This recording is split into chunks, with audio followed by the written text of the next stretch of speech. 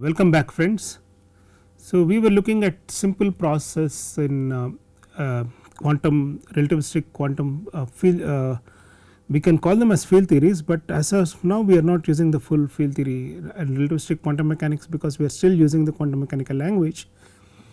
Okay, and we will come to the problems why if we use still the quantum mechanical language we will lead up end up having some problems, but otherwise these problems will exist even if we have a full quantum field theory actually, but it is just a framework of interpretation. But what we are doing right now is exactly what we do in quantum field theory. There is nothing meaning different while calculating tree level process. The interpretation would of the wave function and everything would be changed essentially. So, we were looking at simple process in scalar QED. We started with scalar QED because we were first introduced to this Lagrangian, the scalar QED Lagrangian, and so we wrote down this particular thing and then we write down the equations of motion for this and then try to solve this. Now, while trying to solve this we said that okay, I only consider interactions at leading order. So, the interactions at leading order are a mu dagger phi dagger del mu phi plus a mu phi del mu phi dagger essentially. Okay. And then so the second order interaction a mu phi whole dagger a mu phi is not going to be considered. So, I put a cross on it as because we are only considering leading order interactions. The current interaction can be explicitly written in terms of this particular fashion a mu and phi del mu phi dagger. I will come to more about this and then from this you can write down this Feynman rules which we have already discussed about lecture ago, and from these Feynman rules we can write down. So, the Feynman rules are defining in terms of the vertex and then you look at the wave functions, the propagators and so on. So, okay. From this what we do is we start trying to do simple process called for computing the probability cross sections or cross section probabilities.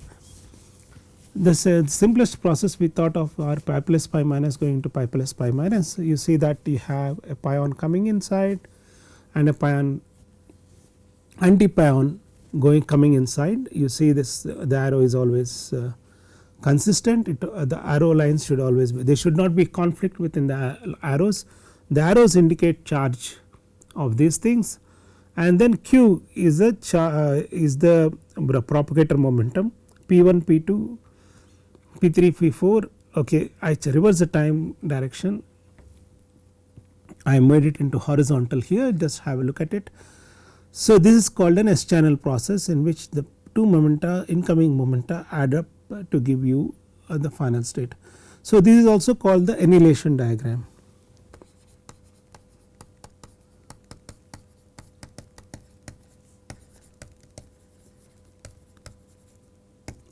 Annihilation diagram. This is also called the annihilation diagram. The next diagram is the second diagram which is a T channel diagram.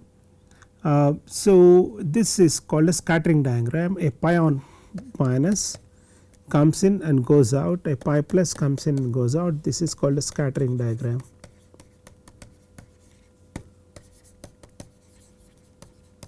So, these are the two diagrams which you write down for the S and T channels. Now, then I ask the question, is there a U channel diagram? Is there a U channel diagram? And the answer is no. Is there a possibility of a U channel diagram? And the answer is no. The U channel diagram will come with exchanging the momenta P3 and P4. That would require that I exchange the particles also. You have to exchange the particles also. So, if you exchange the particles then you need at the vertex exchange of the momenta. Okay, okay. So, at this vertex or the top vertex you are getting P4 vertex and at the bottom vertex you are getting P3 vertex. So, you are exchanging the momenta, that is fine, but you have to exchange the particles too. So if you are exchanging the particles, what happens is your pi plus coming in, okay, will start instead of going out in a, so you will have conflicts of, so you have to change the arrow signs, you have to change the arrow signs.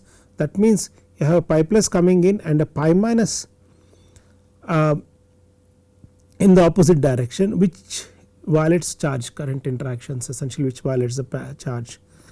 Similarly, pi minus goes into a pi plus, which is also not possible. You cannot have a pi plus and a pi minus at the same gamma vertex, as we have seen, essentially because that would require that you will have an okay, you cannot have this kind of vertices will violate charges, essentially because the charge conjugation meaning will be violated. So the vertex is violated because your pi minus going out will be wrong. You can have a pi plus going out from a pi plus, you can produce a pi plus pi minus as an S channel process at the same vertex, both of them should be incoming. Here this is possible, but one incoming one outgoing is not possible, one incoming and one outgoing is not possible, and that is the reason why this vertex is not correct. So not possible, but the funny part about it is that when you compute the full, okay, the funny part about this is that when you do this equivalent of this is equivalent of Babar scattering in QED, what we are doing is in scalar QED in pi plus pi minus going to pi plus pi minus. We will come to Babar scattering soon actually, okay. The funny part is that let us do a calculation. So we started doing a calculation for the S channel diagram. So as I said, the calculation for the cross section contains two parts. One is the matrix element parts, which gives you the amplitude, the scattering amplitude, and the rest is the phase space part. The phase space part is determined from the wave functions, the plane wave part of the wave function. So the cross section, or you can is given in this part. The phase space part is a delta function, which is p plus p1 plus p2.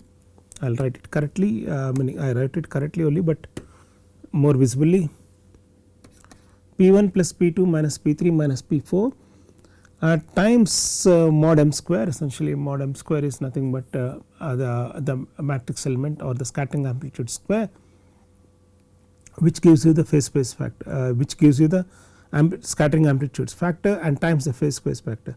So what we are calculating is the scattering amplitude matrix element square or the matrix element.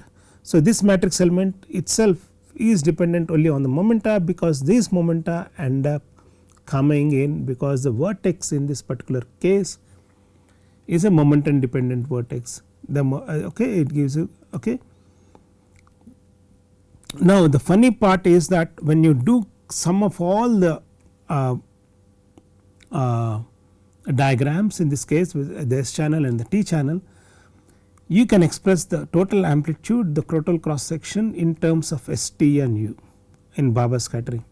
Sigma will be a function, I think I will give you a function at some point STU, but there are only S and T channels, but you can express everything in terms of STU, a function of STU variables, because STU variables are not independent. Okay, they are not independent variables essentially, so they are all dependent each other, and as you know very well, S plus T plus U is equal to sum over I mi square. I think I showed it as 4m square, but if you have different masses, this just becomes sum of mi square. You can show that this particular thing essentially. Okay, good. Now I have solely solved for the S channel process. You can also S channel process, but you can also do for the T channel. Derive the amplitude in the same fashion as in using Feynman rules and so on, so essentially. It will have some form, and the total sum together would be the S channel plus T channel and that is this particular thing. It's a function can be expressed into it's good. Okay, mod m square is equal to, but you have to add plus T channel mod square amplitude. So the mod m square would be S square channel square plus T channel square mod square, and this is times the phase space factor, and this is what the entire thing is, and this gives you the correct answers which is verified by the experiments. So now let us move to interactions with Dirac theory. So Dirac propagator.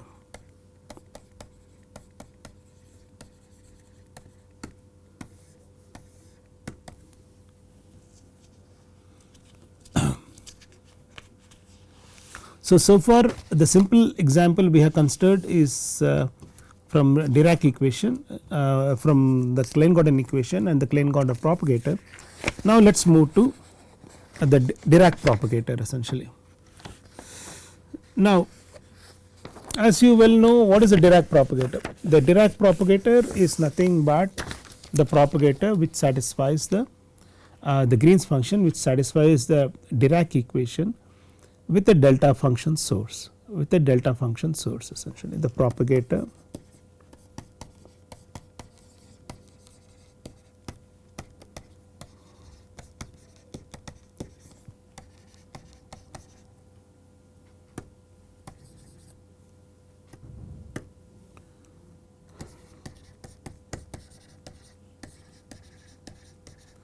which is nothing but the Green's function which satisfies the Dirac equation.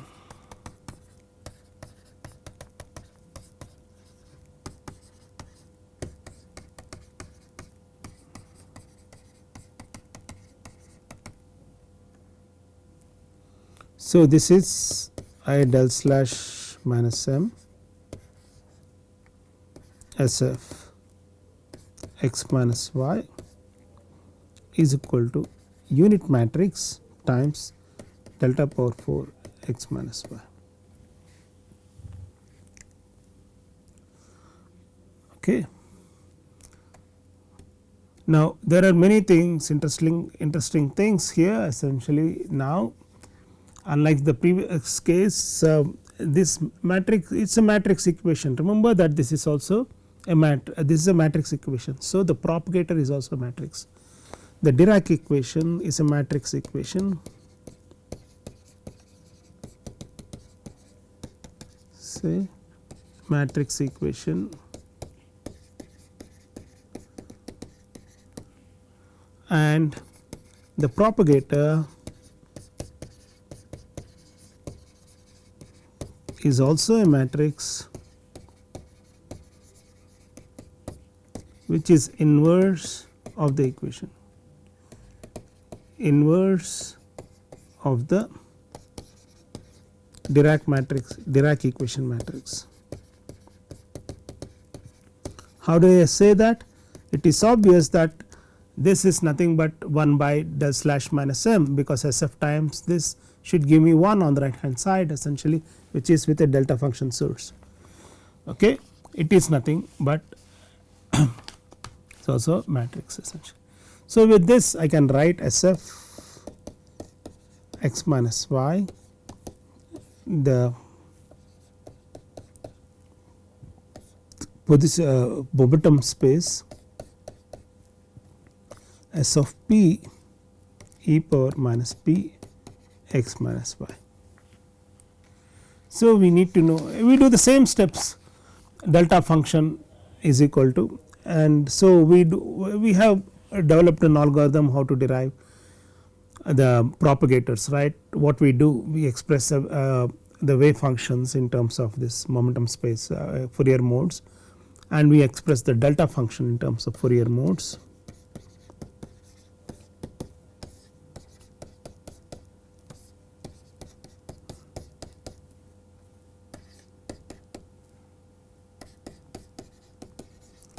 So using Green's functions, essentially using Green's functions, put it back into the equations of motion.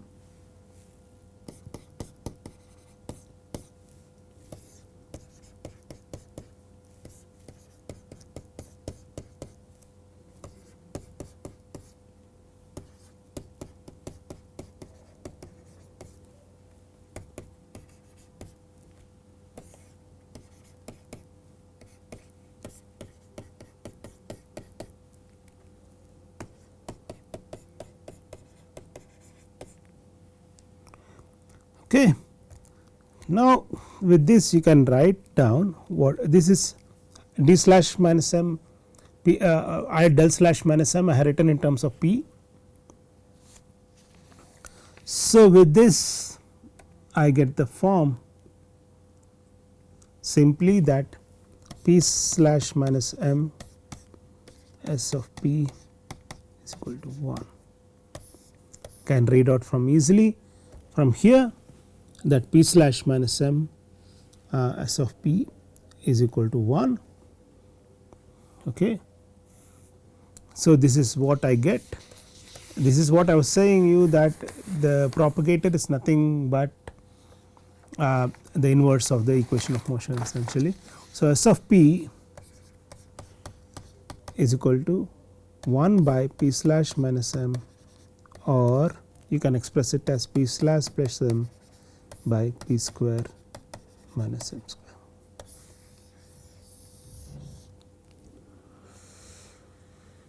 Good. So we, given the experience we had so far, essentially what we are doing, we have already developed very fastly the Dirac propagator. Okay. Extremely fastly we could derive the Dirac propagator. Now we will see the pole structure of this propagator a little bit, so that I will now introduce you the concept of why I introduced you the I epsilon notation. Okay. Let us see the pole structure of the propagator.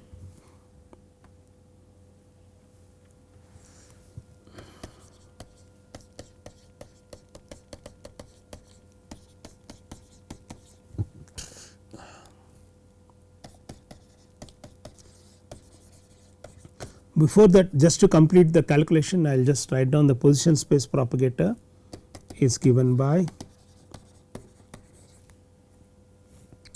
s of x minus y d power 4 p 2 pi power 4 p slash plus m p square minus m square e power minus I x minus 1.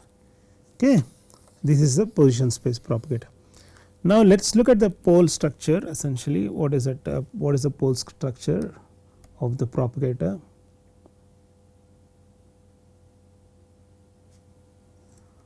Oh,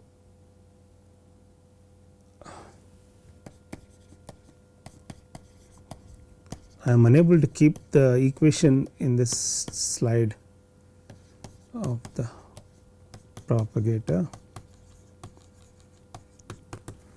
The pole structure of the propagator at p square is equal to m square.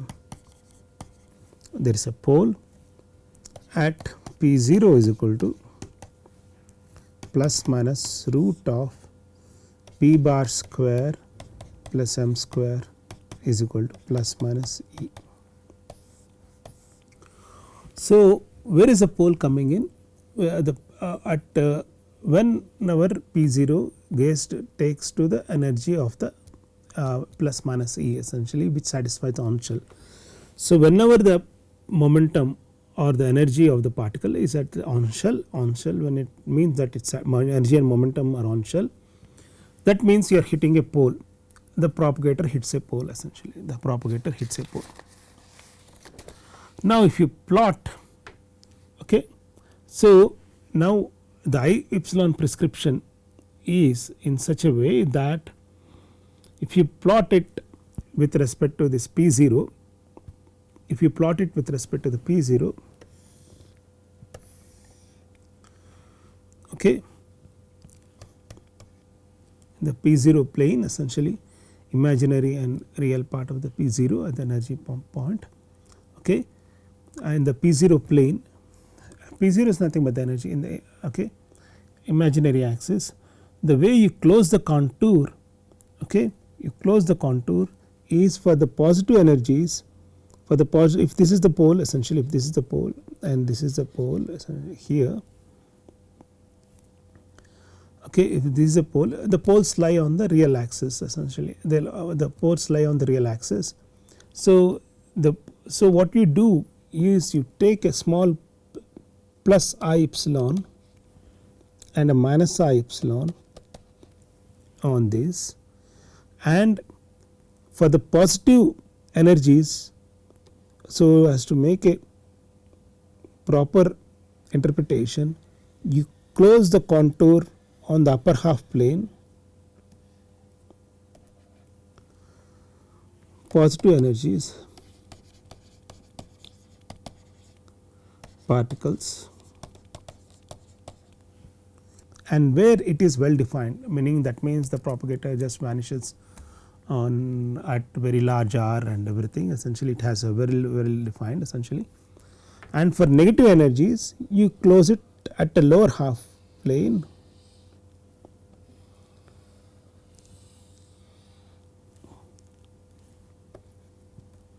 in this direction, essentially at the negative energies you close it in the lower half time plane.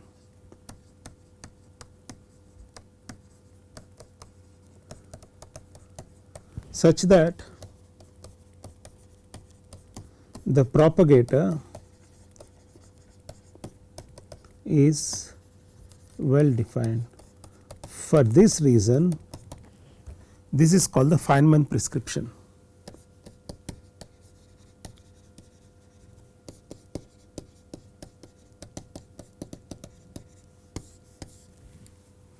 So the propagator is well defined, so you can calculate the propagator integral and then show that the contour integral and then show that this is well defined essentially. This is left as an exercise.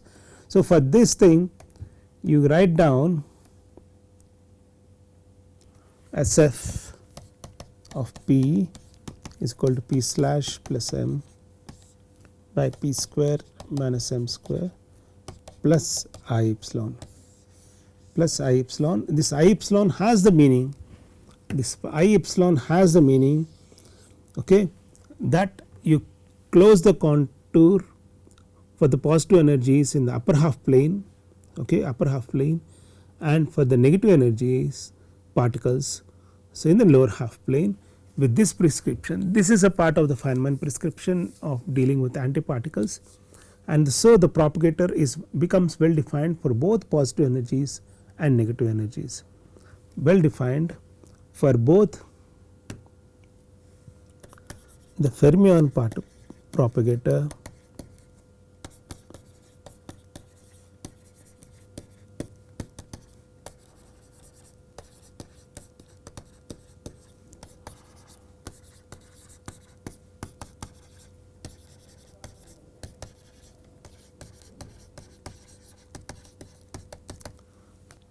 So this is the I epsilon prescription.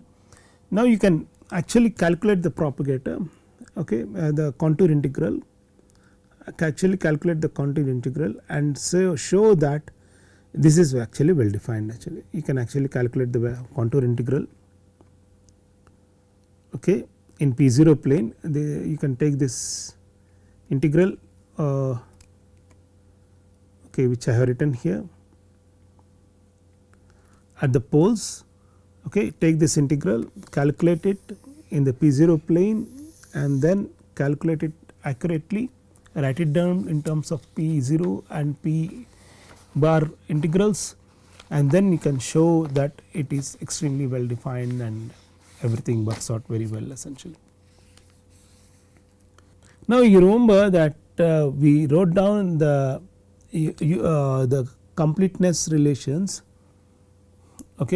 the completeness relations of the wave functions of the Dirac equation. So we have written sum over S u of P bar S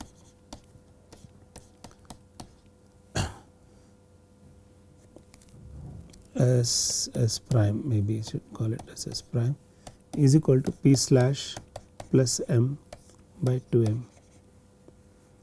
Okay, P slash plus M by 2m. Whereas for the V functions, okay, let me just not confuse this. So this makes it easier. So V of S, V bar, this is for U particles. For the V particles, this just becomes with a negative sign essentially, some more s. Okay. Now this can be thought of as projection states. So this UU bar can be thought of as projection states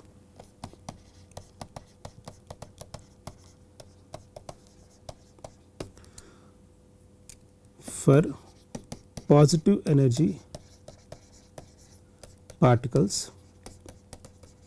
So this is, so P slash plus M, you can say P slash plus M is like a projection state for positive energy particles, okay, whereas this is nothing but a projection of negative energy particles essentially. So this is P, let me call this lambda plus and this is just lambda minus of P bar. This is a projection operator, projection of projection for positive energy states, projection for negative energy states essentially. Okay. So with this, okay, with this if you write this in this particular fashion, so this becomes the now you can express your Feynman propagator. This is essentially what it means is that your the propagator is this P square minus M square, right, essentially P square P slash plus M by, okay. Now now you can, the propagator, what we want to show at the end of the day is that the propagator is the sum of all solutions, right, essentially of all the states and everything essentially of the differential operator. That is precisely what we want to show, but here the differential operator is only del slash. So what we want to show is that at the end of the day that P slash plus M by P square minus M square plus I epsilon is equal to M by E, the projection of all positive energy states by 1 by P0 minus E plus I epsilon minus projection of all the negative energy states by 1 by P0 minus E minus I epsilon. This is what it is essentially, that the propagator, okay, projects out, okay, the propagator projects out these states essentially. So these states which are both contains, the propagator contains both the positive energy states and the negative energy states, the sum over all the spins essentially. So this is what it shows, that because it P slash plus M and P slash minus M are given to you in terms of the projection operators, and then you can express this thing as in this particular fashion, okay, around the poles essentially, around the poles essentially, and this is the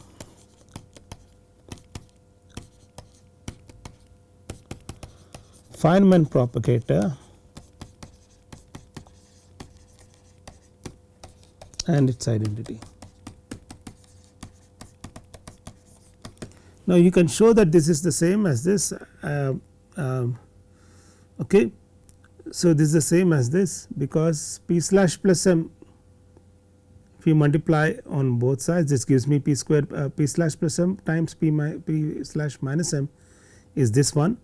Now you can take P square minus M square can be written in terms of P square minus M square can be written as P slash plus M and P slash minus M. Now if around this thing you can express it in this particular fashion, in this simple fashion,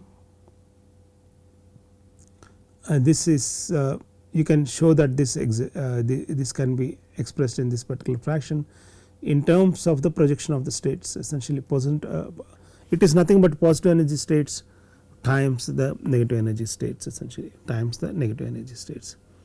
Okay. Okay.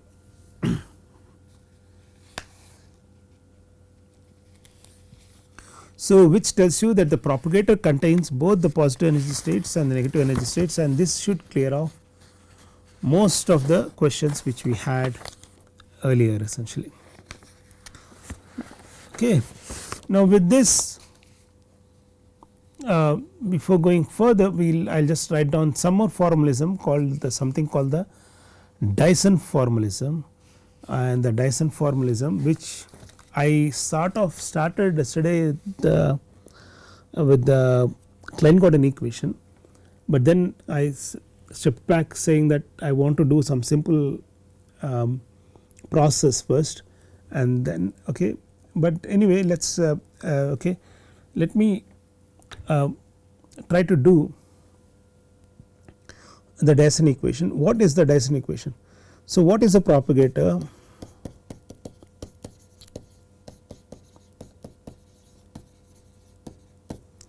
In the presence of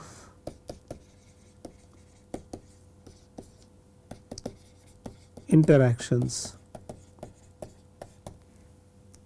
Okay. What is the propagator in the presence of interactions? This is the question one needs to ask. Okay. Now we will try to address this question. Okay. We will try to address this question in the following fashion.